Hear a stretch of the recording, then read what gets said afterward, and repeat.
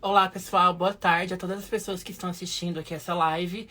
Essa é a nossa terceira live aqui do Cinema em Movimento, do Circuito Universitário de Goiânia. E hoje nós iremos falar um pouco sobre o filme Olha para Elas. E eu já vou adicionar aqui a nossa convidada.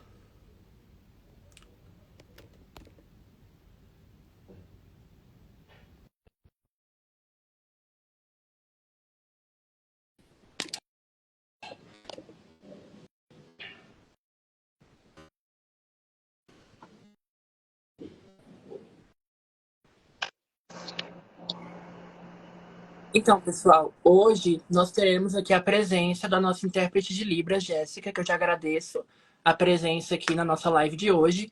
E como eu estava falando, esta é uma live do Cinema em Movimento, que é um projeto da Petrobras, financiado pela Petrobras, do projeto Petrobras Cultural. E é um projeto que ele é idealizado e realizado pela produtora de filmes do Rio de Janeiro, MPC Filmes. Então, esse projeto ele é realizado a partir do Ministério da Cultura e da Petrobras. E ele visa levar filmes brasileiros, principalmente documentários, às universidades de todo o país, gerando debates sobre alguns temas essenciais para a nossa sociedade. Este ano, o tema é sobre os direitos humanos. Então, todos os filmes irão tratar de pessoas que historicamente tiveram seus direitos humanos negados no Brasil. E aí, para hoje, né, como eu falei, nós iremos tratar do filme Olha para Elas, que é um filme que fala sobre a situação carcerária de mulheres que também são mães e estão presas. Então, quais são os dilemas na vida dessas pessoas, né, e quais são os desafios que elas enfrentam ali para conseguir conquistar a sua cidadania. E aí, para isso, a sinopse do filme o documentário Olha para Elas acompanha o que Adelaide, Tatiane, Kátia, Nayane e Roselane têm em comum. O fato de serem mães e viverem longe dos filhos, além da condição de estarem aprisionadas. Cada uma dessas histórias de vida, mesmo com suas particularidades, representa uma questão de gênero e a realidade de mais de 40 mil mulheres brasileiras. Através dos relatos das protagonistas, é possível observar as graves consequências das omissões do Estado em relação ao encarceramento feminino, como carência de material de higiene pessoal, deficiências nos atendimentos de assistência social, psicológico e psiquiátrico, e a falta de informações sobre os filhos que ficaram do lado de fora. Certo? E aí, eu vou adicionar aqui a nossa convidada de hoje para poder falar um pouquinho aqui do filme com a gente.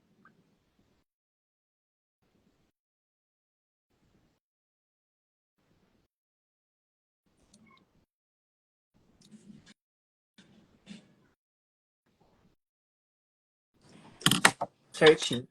Vou apresentar ela rapidamente. Ela é doutora em História pelo Programa de Pós-Graduação em História da Universidade Federal de Goiás e mestre também pelo Programa de Pós-Graduação em História da Universidade Federal de Goiás, o PPGH da UFG. Durante o mestrado, ela foi bolsista CAPES de 2016 a 2018 e ela também é licenciada em História pela Universidade Federal de Goiás e durante a graduação foi bolsista ProLicem por 2 períodos, no ciclo 2013-2014, 2014-2015. Ela tem especialização em docência profissional e tecnológica pelo IFG Campus Goiânia.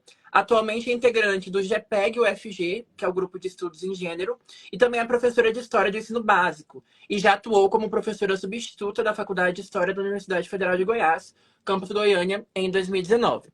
Então, agora eu passo a palavra para a nossa convidada, que irá fazer uma exposição sobre o filme inicialmente, o filme Olha para Elas, os aspectos assim que ela achou mais pertinente de trazer aqui hoje para a gente.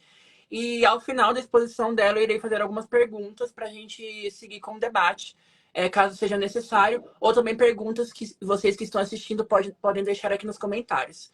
Então, inicialmente é isso. Eu agradeço a participação de todos e principalmente da professora Daniele. Boa noite a todos e todas e todes. Está todo mundo conseguindo me ouvir bem? Sim? Bacana. Bom, obrigado ao Thiago por ter me apresentado, né? E, como ele falou, eu sou professora da rede do ensino básico, atuo na rede privada, na rede pública também. E faço parte do GPEG, que é o Grupo de Estudos e Pesquisa em Gênero da Universidade Federal de Goiás, coordenado pela minha orientadora, a professora Ana Carolina Coelho. Eu defendi o doutorado recentemente, mas eu continuo fazendo parte desse grupo de estudos. E, bom, primeiramente eu queria agradecer ao convite, Thiago, né, a você e a todo mundo que né, fez com que criasse essa rede para você chegar no meu nome e no nome de tantas outras pessoas, para que a gente possa estar fortalecendo, né, essas discussões que são tão importantes. Então, obrigada a você, a todos os alunos que estão trabalhando por trás do Circuito Universitário de Cinema em Movimento. Essas iniciativas são fundamentais para que os debates acadêmicos eles consigam chegar até as pessoas, né?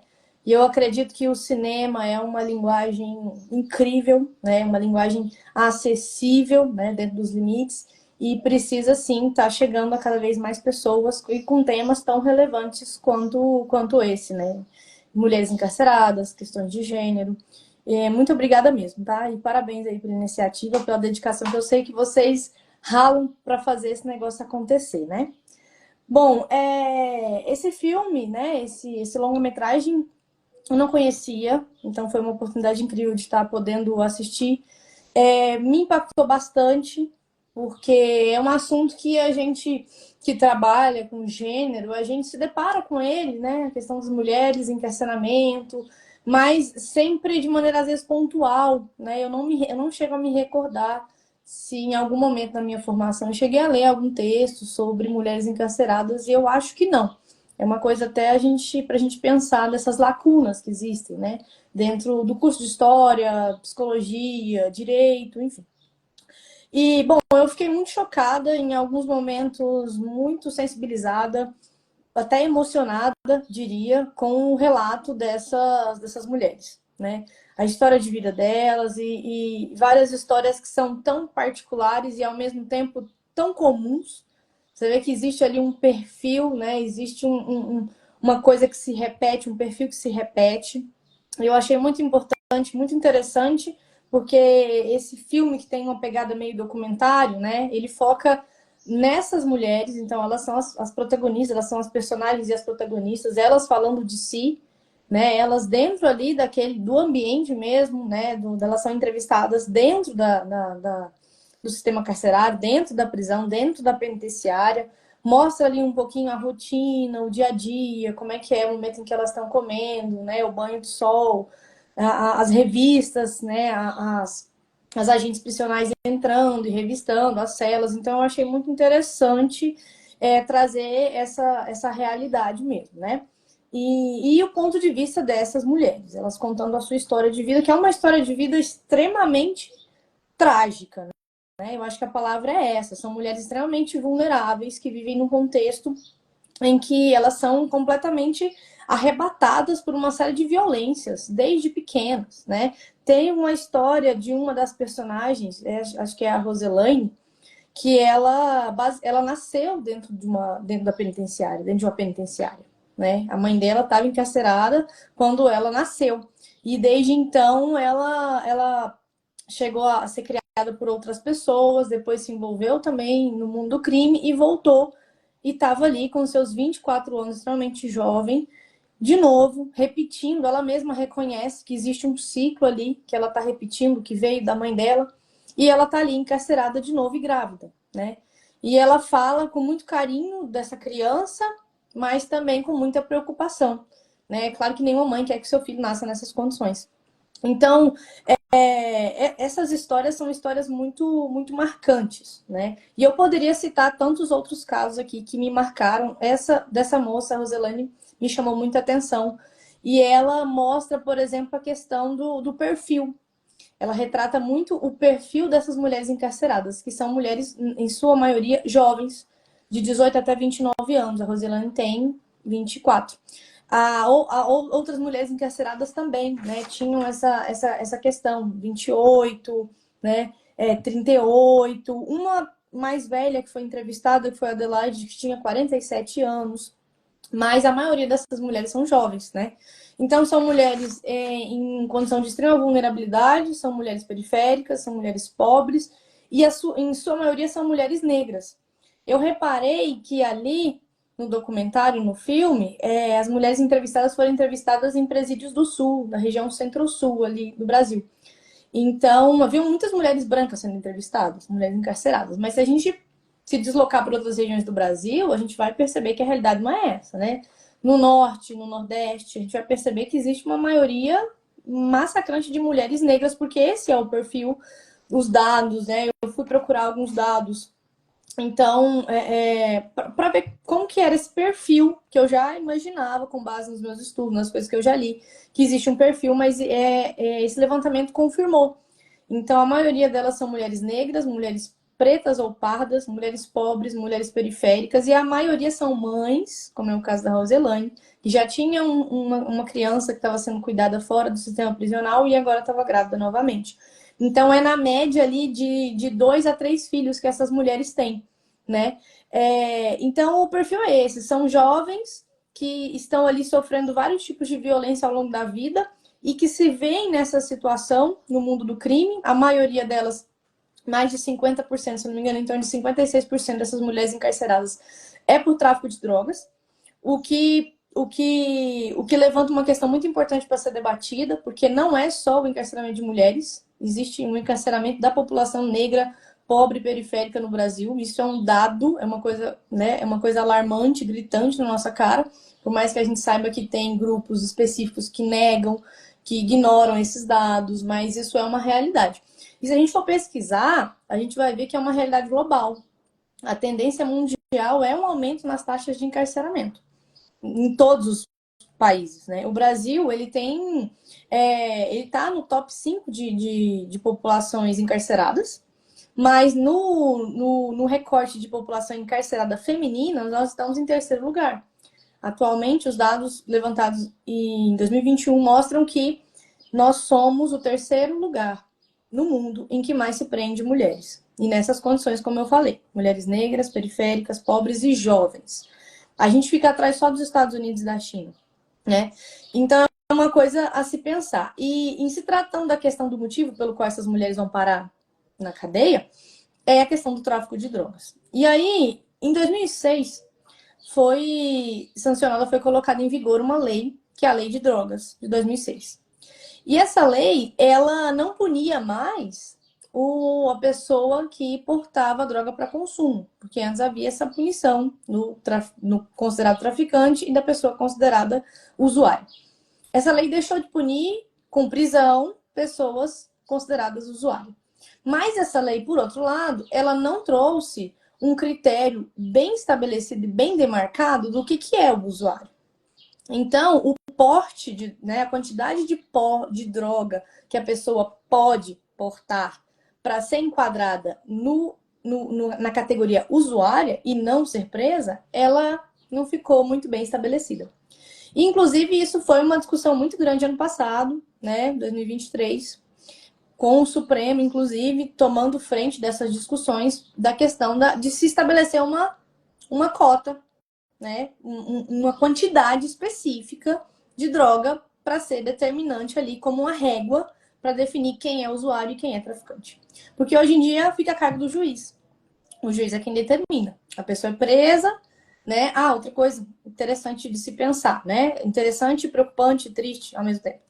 A maioria dessas mulheres, elas estão presas preventivamente, né? Elas estão ali aguardando o julgamento. Se eu não me engano, todas as mulheres do filme estavam ali já condenadas, já sabia a pena, quantos anos ia ficar, por que ia ficar, enfim. Mas a maioria, algo em torno de 40%, são mulheres que estão esperando um julgamento. Elas estão ali presas preventivamente, mas aguardando uma sentença do juiz ou da juíza. E o que acontece? Então, são seres humanos por trás, né? Todo esse processo, né, envolvendo flagrante, prisão, né, o julgamento, são seres humanos que estão por trás disso tudo, né? E se a gente pensar no perfil desses seres humanos que estão julgando essas mulheres, né? Geralmente são homens, brancos, uma elite que é a elite, né, jurídica, enfim, do Brasil, né? E aí, o que acontece? É o juiz ou a juíza quem define a quantidade. Então, essas mulheres, muitas vezes, elas são encarceradas e condenadas por tráfico de drogas, mas a régua que define ali, né, o usuário e o traficante, ela é muito dúbia, ela digamos, fica a cargo do gosto do juiz, né? E esses juízes são pessoas que, às vezes, passam por uma formação acadêmica sem se deparar com essas questões de gênero, sem se deparar com questões de raça, sem se deparar com a realidade, com o Brasil real, que muitas vezes não é o Brasil que está lá nas faculdades de direito, né? Então, uma das questões a se pensar até para como criar, né, ferramentas para a gente reverter essa situação ou refletir sobre isso, porque existe, não é, o problema não é só a mulher que está encarcerada, né? A gente tem também uma série de pessoas que dependem dessas mulheres, que quando essas mulheres vão presas, essas pessoas ficam desassistidas, especialmente os filhos. Então, dentre 2 ou 3 crianças em média por mulher, fica a Deus dará. Fica a cargo de parentes, fica a cargo geralmente ou da mãe dessas mulheres ou da sogra, ou de uma tia, ou de uma avó, ou, no pior dos casos, não ficam a cargo de ninguém, né? Então, pensar a questão do encarceramento dessas mulheres não é só pensar essas mulheres, é claro, tem que pensar também, né, na vida, na dignidade delas, porque elas são colocadas lá dentro, elas são jogadas, literalmente. Todos os problemas que a gente encontra em presídios masculinos estão presentes também em presídios femininos, superlotação, violência, enfim, tortura. Eu li casos, não no comentário, mas em outros momentos, de mulheres que estão grávidas e dão à luz completamente sozinhas, numa cela, com a ajuda de outras detentas, porque grande parte das mulheres que estão ali no sistema prisional, né, que são as agentes prisionais, elas acabam reproduzindo violências e muitas vezes deixando essas mulheres à mercê da própria sorte. Então é pensar não só na condição dessas mulheres, mas é pensar também em todo mundo que está ficando largado no mundo, literalmente, enquanto essas mulheres estão presas. Um caso me chamou muita atenção. Se eu não me engano, foi dessa moça, dessa senhora mais velha, de 47 anos, que ela falou que ela foi abusada sexualmente pelo pai quando era mais nova. Então, isso mostra o tanto que essas mulheres já vêm sofrendo violências. Essas mulheres cresceram geralmente em ambientes em que o afeto era muito pouco, o carinho era muito pouco. Alguém para conversar, para orientar sobre a vida, praticamente era inexistente. E aí ela fala, né, que uma das filhas dela foi abusada também pelo ex-marido dela, que ficou com a guarda da menina. Então, e assim, você sendo mãe, sabendo que a sua filha está sendo estuprada pelo seu ex-marido, que é o pai dessa moça, dessa adolescente, dessa criança, e você tá ali presa sem poder fazer nada, sabendo que a sua filha está lá e você não pode fazer nada, né? Então, é toda uma rede de sofrimentos e de injustiças e de violências que estão conectadas. Então, novamente, não é pensar só sobre essas mulheres, é pensar também em todo mundo que está largado a partir do momento em que elas acabam sendo presas, né? Então, a Lei Antidrogas de 2006, ela contribuiu muito para esse aumento, para esse encarceramento em massa. Então, de 2006 para cá, o número praticamente quadriplicou. O número de mulheres encarceradas teve um aumento de mais de 500%. Também teve um aumento no encarceramento de homens, né? Mas o encarceramento de mulheres foi maior até, cresceu mais, né? De forma mais exponencial do que o encarceramento de homens. Então, são questões que a gente precisa pensar, né? Essas mulheres, elas enfrentam uma série de obstáculos porque que diz respeito ao gênero, né? Porque as mulheres, independente de mulheres encarceradas ou não, negras ou não, pobres ou não, elas enfrentam estigmas e dificuldade de acesso à educação e às vezes são muito mais moldadas e têm os seus destinos e os seus futuros muito mais determinados por questões de gênero. Ah, você tem que casar, tem que viver assim, tem que fazer assado, tem que ser mãe. E às vezes é justamente esses papéis de gênero, dessa forma como eles são colocados e impostos às mulheres, que também acabam fazendo com que essa realidade delas seja muito difícil. Então, a ideia de, por exemplo, o filho tem que ser da mãe, né? Então, e quando essa mãe está encarcerada? Ninguém está nem aí. Porque valoriza-se muito a maternidade como um dom, né? Aí tem uma série de discursos, é um dom, é divino, é não sei o que lá, é o destino da mulher. Uma mulher que não quer ser mãe é quase uma bruxa, demonizada. Beleza, mas e quando essa mãe é uma mulher que está envolvida no tráfico de drogas e que é presa? Parece que, não, aí não é, então, não é digno, não é gracioso, não precisa receber atenção nenhuma. Por quê? Porque existem esses estigmas, né? Então, todas as mulheres enfrentam obstáculos na vida no que diz respeito ao acesso à educação, a bons empregos, a carreiras, né? A carreiras consolidadas. Mas essas mulheres encarceradas, elas enfrentam mais. Então, o olhar da sociedade, do sistema judiciário, dos políticos, do Estado, ele precisa ser um olhar específico, ele precisa ser um olhar diferenciado, porque são mulheres em uma situação muito mais complexa, né? E eu fiquei pensando, por exemplo, em como é a vida dessas mulheres, porque o filme termina com algumas delas reencontrando os filhos, saindo ali, né? E eu fiquei pensando, como é que é a vida dessas mulheres agora, né, fora? Depois que elas tiveram a oportunidade, depois de cumprir as suas penas, né, pagar ali o que elas devem à sociedade, e como é que é o retorno à vida? Como é que é essa vida normal fora do presídio, né? Se os homens enfrentam dificuldade de reinserção, de buscar emprego, né? Porque vai ali deixar um currículo, aí tá lá nos antecedentes, tem alguma coisa, as pessoas já ficam, já não quero. Imagina uma mãe, né, que volta, reencontra os seus filhos, não sabe como essas crianças cresceram, perdeu grande parte da vida do desenvolvimento dessas crianças. Teve uma mãe que falou, né? Os meus filhos não falam mais comigo, meus filhos mais velhos não falam mais comigo, porque o pai, o meu ex-marido, o pai dessas crianças, que inclusive foi quem me colocou, né, nesse mundo, ele se regenerou. Ele teve uma frase que me marcou muito. Ele teve apoio da família e ele se regenerou, ele conseguiu sair. E aí, por causa disso, os meus filhos preferem a ele do que a mim, que estou aqui dentro ainda, que volto, né? Foi a fala de uma das primeiras entrevistadas, que é a Nayane, né? Que já tinha era reincidente, né? Mais de 32 vezes em que ela já tinha passado pelo sistema prisional. E ela fala isso com muita dor: meus filhos não conversam comigo. Então, como é que é a vida dessas mulheres depois que elas saem? Elas voltam, elas conseguem voltar a construir laços com essa família? Porque a família abandona completamente. Isso é uma outra coisa muito chocante e que é uma coisa marcada pelo gênero. Os homens abandonam as mulheres.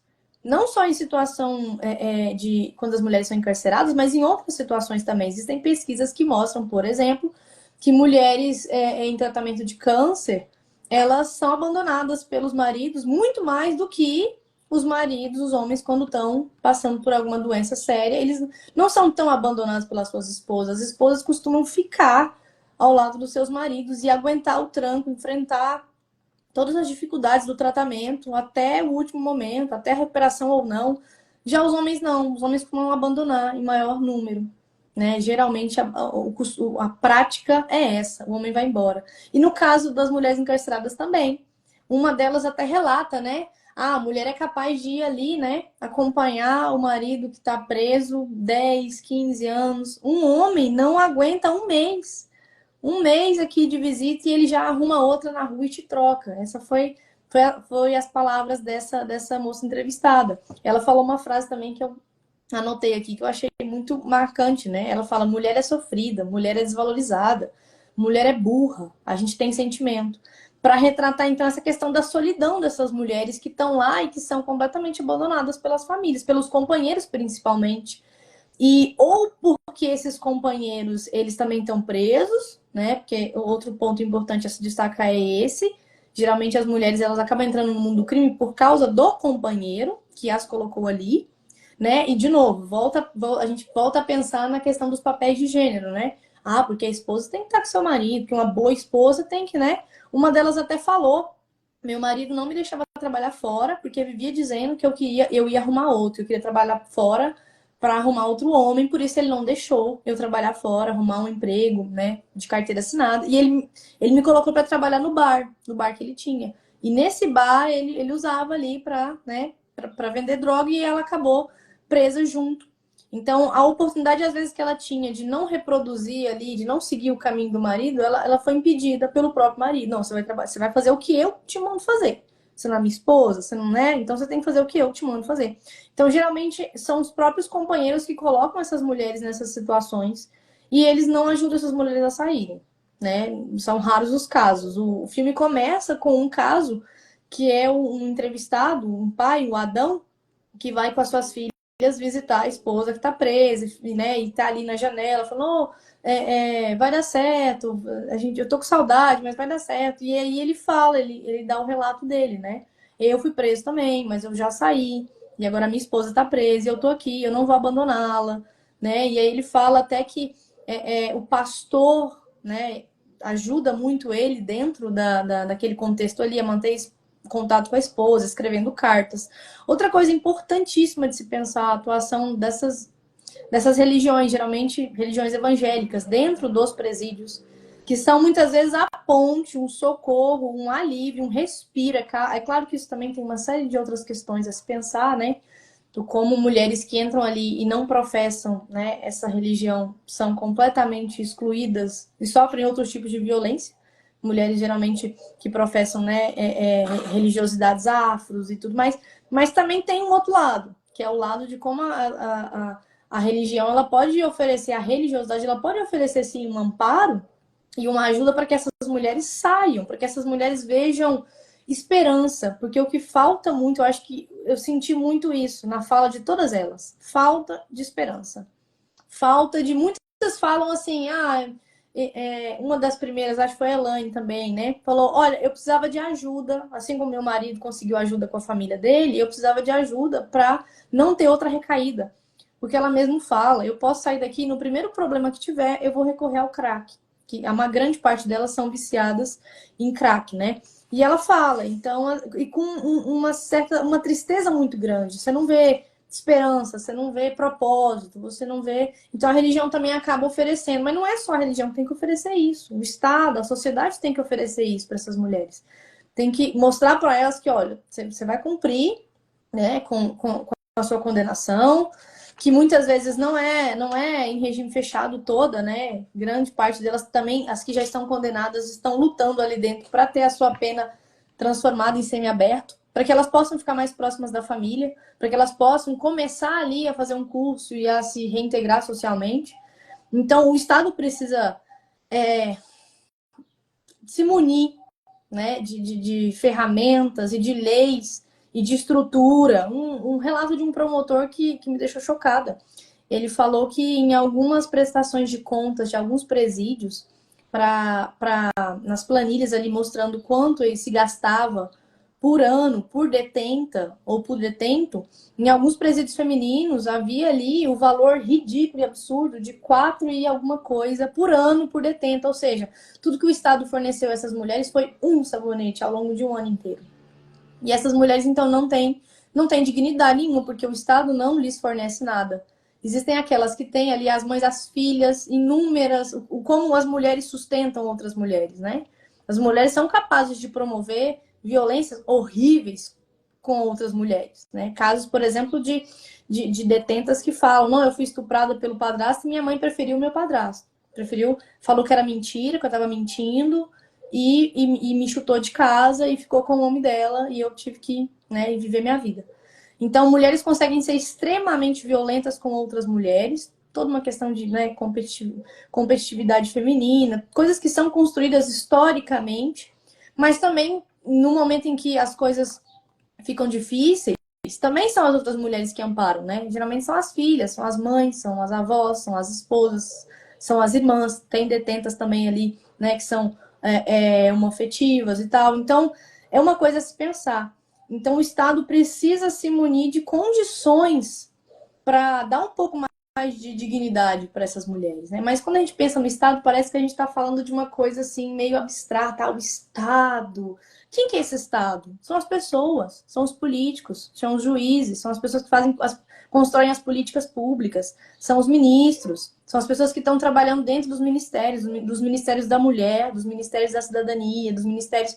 Tudo isso tem que ser pensado em conjunto. Então, novamente, como alguém que fala da academia, né, digamos assim, mas que também tem um contato com a realidade também, através das minhas alunas no Estado. Então, o que tem que mudar, quando eu falo Estado, eu estou falando das pessoas. Então, é um trabalho mesmo de formiguinha para que essas novas gerações e para que a gente consiga também políticas para restituir todos os danos que essas mulheres sofreram, políticas para poder incentivar essas mulheres a continuarem buscando os estudos e até, por que não, ocupar esses lugares. Então, a mulher que um dia foi encarcerada, por que não se vê ali no lugar de juíza? Que é uma coisa que para muitas delas é impensável. Então, a política de cotas, nesse caso, por exemplo, é muito importante.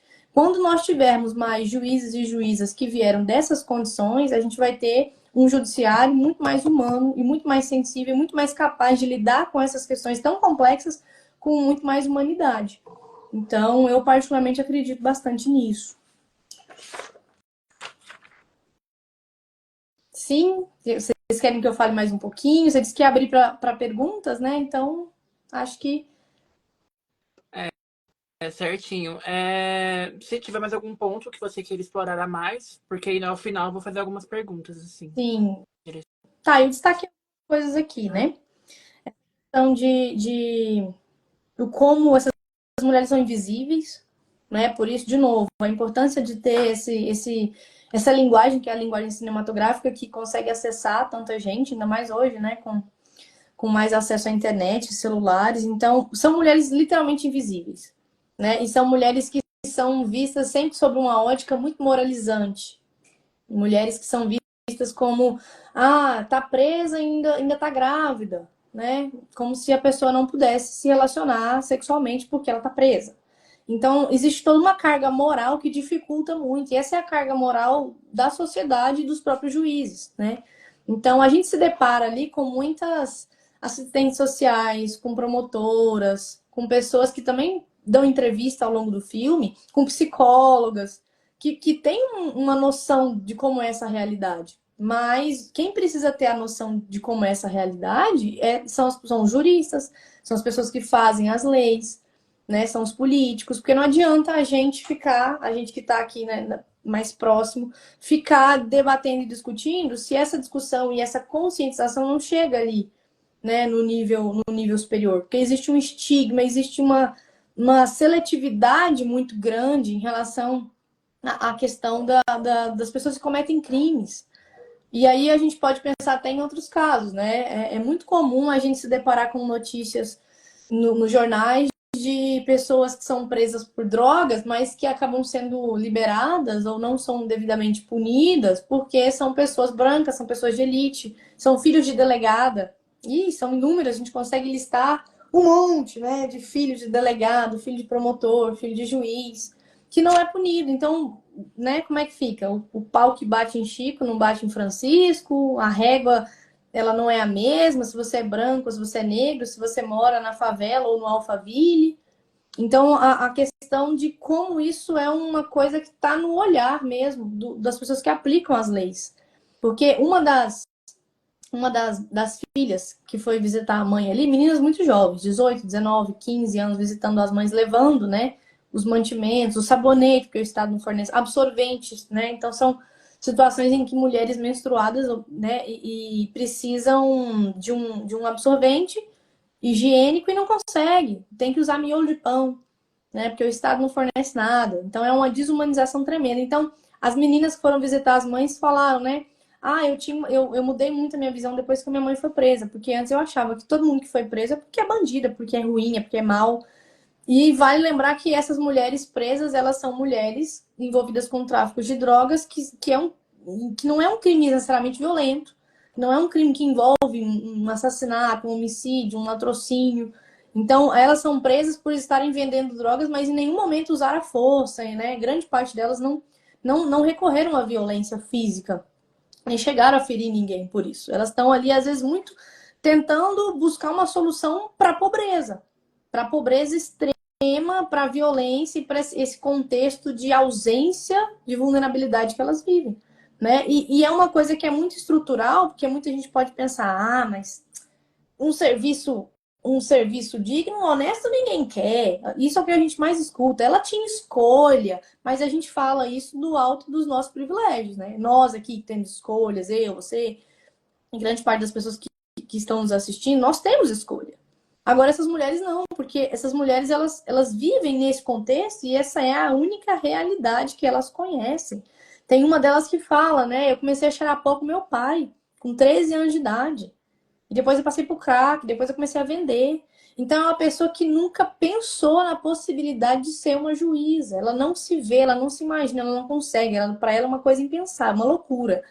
Então, nós aqui que estamos no alto dos nossos privilégios, é muito fácil julgar e dizer, mas ela tá lá porque ela quis. Não, às vezes é o que tinha.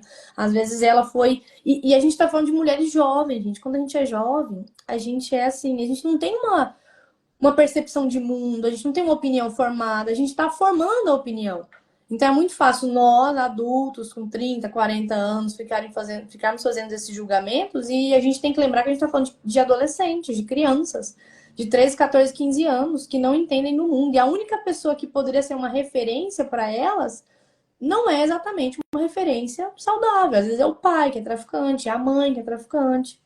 Então são crianças extremamente, assim, abandonadas. Casos de prostituição, mulheres que, né, se prostituíam e isso acabou também colocando elas mais próximas do mundo das drogas, e elas passaram a vender drogas também.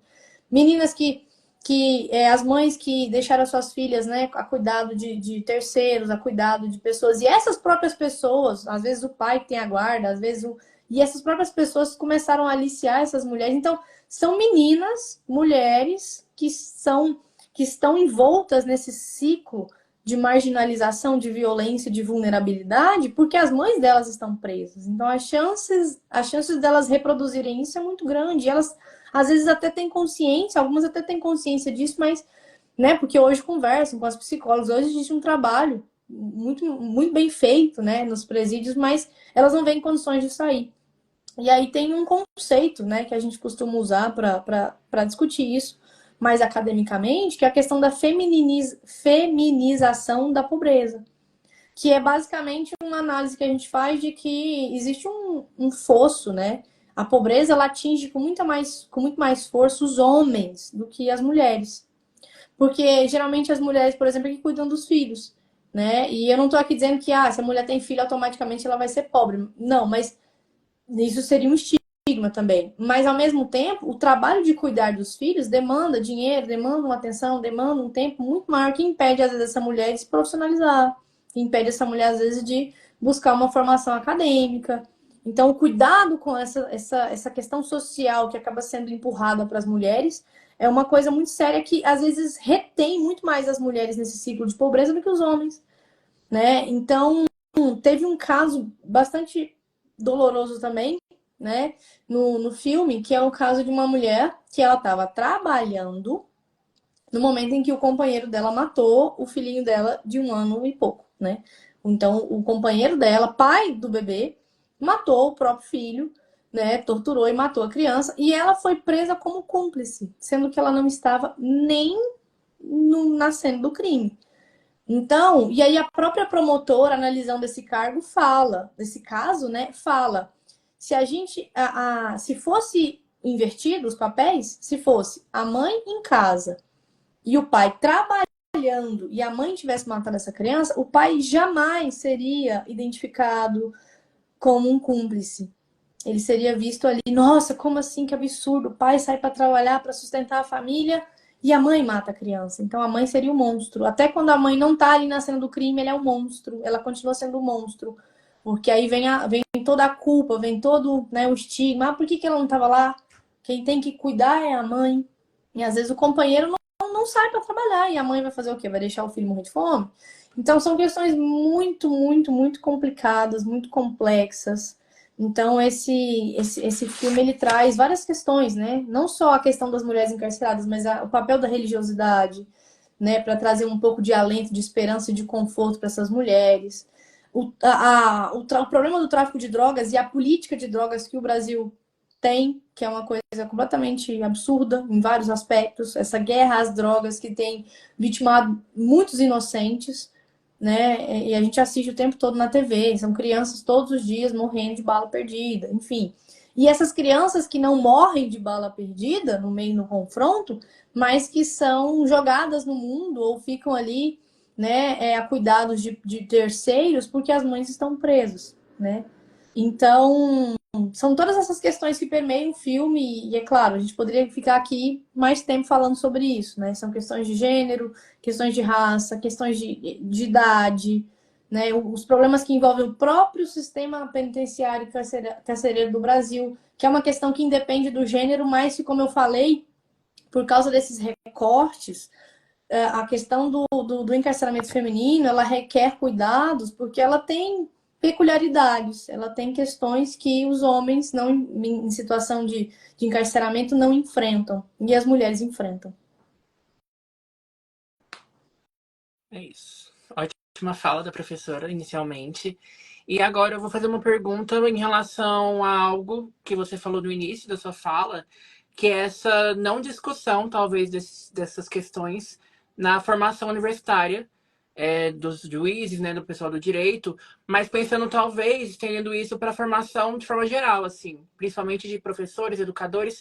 Eu queria te perguntar qual o papel que você identifica, assim, da educação, tanto do ensino superior quanto do ensino básico, na discussão dessas temáticas e também nas próprios caminhos que podem dar, né, para essas mulheres que saíram da prisão ou que estão nessa situação de vulnerabilidade. Então, qual o horizonte que você enxerga a partir da educação para essas mulheres nessa situação de encarceramento? Bom, os horizontes, se a gente continuar caminhando na mesma direção que a gente está caminhando, os horizontes não são assim muito, muito positivos. Vou dar um exemplo aqui até mesmo da realidade mais próxima, né? Alguns prefeitos aqui, né, do nosso estado, eles estão cortando, fechando, por exemplo, algumas turmas noturnas, né? Então, o caso, por exemplo, de prefeitos e outros membros aí do executivo em cidades, Brasil afora, né? Eu poderia dar exemplos, mas várias cidades. A gente, que é da educação, a gente conhece a realidade de outros estados também, né? É uma coisa que acontece no Brasil inteiro. E a questão que fica é, beleza, então você está fechando as turmas do EJA, do noturno, da educação de jovens e adultos. E as pessoas que só têm essa oportunidade para estudar, como é que fica? Então, quando você fecha uma turma de EJA, você está fechando as portas para alguém que às vezes está saindo do sistema carcerário e precisa se reintegrar, se reinserir, e a única opção de estudo que a pessoa tem, porque o perfil é esse, a maioria dessas mulheres não terminou o ensino médio, não terminou nem o fundamental, muitas são analfabetas. Então, o primeiro passo seria o quê? Buscar um diploma de ensino médio para poder pensar num curso profissionalizante, numa carreira, ou não entrar numa universidade, mas e aí a pessoa já sai do sistema carcerário com essa porta já fechada na cara delas. Então, como eu falei, se a gente for pensar no Brasil hoje, as possibilidades não estão apontando caminhos assim de soluções plausíveis. Na verdade, a gente está vendo mais obstáculos se levantando, né? Mas eu acho que o papel da educação é esse, é um papel reflexivo, porque a gente está falando aqui de uma coisa que é material, não adianta a gente só ficar ali nas elucubrações e pensando e levantando conceitos e falando do filósofo tal, da teórica tal, se a gente não tem uma prática, uma praxis ali, uma coisa, porque, né, essas pessoas, elas estão sofrendo, elas estão sentindo dores, né, são dores físicas e dores mentais, as pessoas saem do sistema carcerário sem conseguir ter um emprego, às vezes, para se alimentar, e a gente tem que resolver isso, porque, né, de barriga cheia, a gente consegue pensar em outras coisas, né? Em outras possibilidades. De barriga vazia não tem como. Então a gente já tem esse problema, né? E outra coisa, né? A gente sabe que o brasileiro ele tem eleito um Congresso cada vez mais conservador, né? Os nossos representantes, os nossos vereadores, nossos senadores, nossos deputados, em todas as instâncias, em todos os estados, digamos assim, não só em Goiás, Goiás é um estado muito conservador, mas em vários outros, são pessoas que não estão nem aí e que justamente acreditam que a solução é o extermínio, às vezes, dessas pessoas, né? A necropolítica, é o deixar morrer, né? É o punitivismo, porque nós somos uma sociedade extremamente punitivista e violenta. A gente acha que tudo vai ser resolvido na pancada e que se a pessoa cometer um crime, ela é ruim por natureza, ela nasceu ruim, ela é má, ela quer destruir tudo. E isso é uma visão completamente equivocada. Então, a educação tem esse papel de destruir estigmas, de abrir caminhos, de abrir portas. E é claro que, como você falou, não é só pensar na formação que os juízes, os juristas estão tendo, mas é pensar também na formação que os professores estão tendo. Eu não sei se todo professor que se formou, né, nos últimos anos teve contato com essas discussões. Eu tive uma formação muito boa, venho de uma universidade pública, onde esses debates eles são constantes, pelo menos no curso em que eu fiz. Não sei nos cursos de elite, mas nos cursos de licenciatura existe. Eu fui me deparar com esses assuntos pela primeira vez na universidade. Se eu não tivesse passado pela universidade, eu nunca teria me deparado com essas questões. Então, é continuar e ampliar, Mas é claro que existe toda uma onda reacionária, conservadora, de escola sem partido, de universidade sem partido, que visa justamente silenciar as pessoas que estão tentando falar sobre esses assuntos. Porque às vezes essas mulheres ainda não conseguem falar por si, porque elas ainda não estão na universidade, mas existem pessoas que tentam falar por elas. Né? Existem iniciativas que tentam mostrar para o mundo que elas existem, que elas são reais e que não adianta ficar ignorando.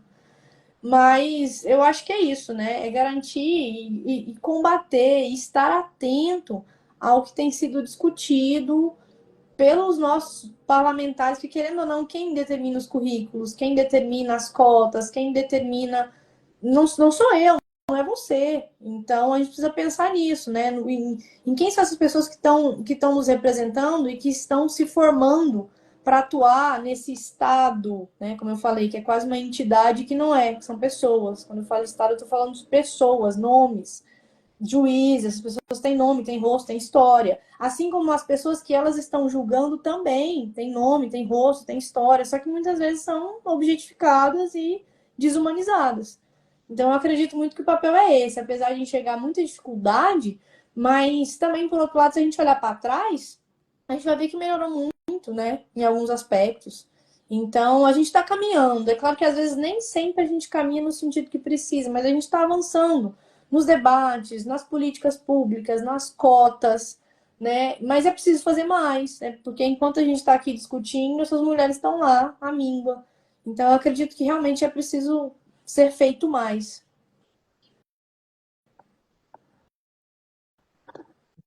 Então, encaminho então para o fim da nossa live. Eu gostaria de agradecer a presença da nossa intérprete de Libras, a Jéssica, e também a professora Daniele, pelas falas que contribuíram muito para a discussão desse filme, pensando principalmente nessas questões relacionadas a essas mulheres que são encarceradas no Brasil, quais são os caminhos que a gente pode pensar ali para poder solucionar, ou então pelo menos melhorar alguns desses problemas apresentados ali no filme, e como que a gente pode discutir isso não só no ambiente acadêmico, né, mas para fora ali um pouquinho, saindo das nossas próprias bolhas, digamos assim.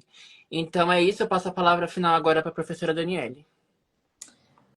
Bom, eu queria agradecer de novo, né, ao Tiago pelo convite, a todas as pessoas que me colocaram em contato com você, Tiago. São pessoas também que eu gosto bastante, que fortalecem muito essas discussões. Agradeço também a iniciativa desse projeto, né, aos patrocinadores, a gente sabe que tem um monte de gente envolvida nisso.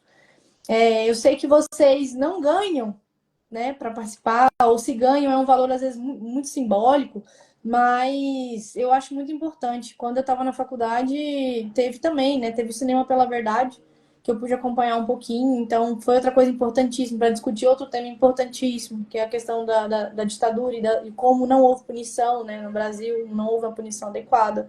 Então eu acho essas propostas, essas iniciativas muito fundamentais para alavancar discussões, para mostrar para as pessoas que a gente tem que abrir os horizontes mesmo e pensar um pouco no outro, nesse outro ser humano, com um pouco menos de ódio, com um pouco menos de punitivismo, com um pouco menos de estigma, porque a gente está falando da sociedade, todos nós, são questões que nos perpassam, né? A todas as pessoas, independente de onde você mora, então são questões que acabam ali impactando a vida de todo mundo. Então é muito importante discutir isso, né? E eu, como professora, também faço isso.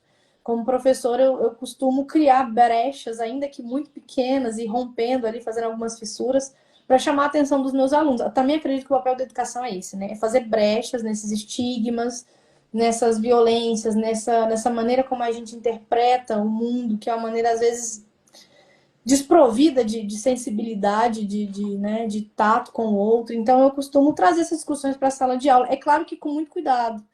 A gente precisa desmontar uma série de estigmas que as crianças às vezes trazem de casa, ou não, ou tem crianças ali que estão passando exatamente por isso. Às vezes a gente conversa com o aluno ou com a sala sobre esse assunto e tem aluno ali dentro que está com a mãe encarcerada, que está com o pai encarcerado, e é mostrar para essas crianças que elas têm opções, que elas, né, e que existe uma possibilidade ali. Então é isso. Novamente agradeço o convite, agradeço a todo mundo que assistiu. Sei que outras pessoas, essa live vai ficar pública e outras pessoas vão poder assistir. E continue acompanhando, né, as outras lives, outros professores, outras pessoas vão vir aqui falar também sobre outros filmes. E também, quem puder, assistam, olhe para elas, né? Que é um documentário que com certeza vai mexer bastante com a gente, vai fazer a gente pensar sobre muita coisa. Muito obrigado, pessoal. Boa noite e até o nosso próximo encontro. É isso. Obrigada, gente. Obrigado.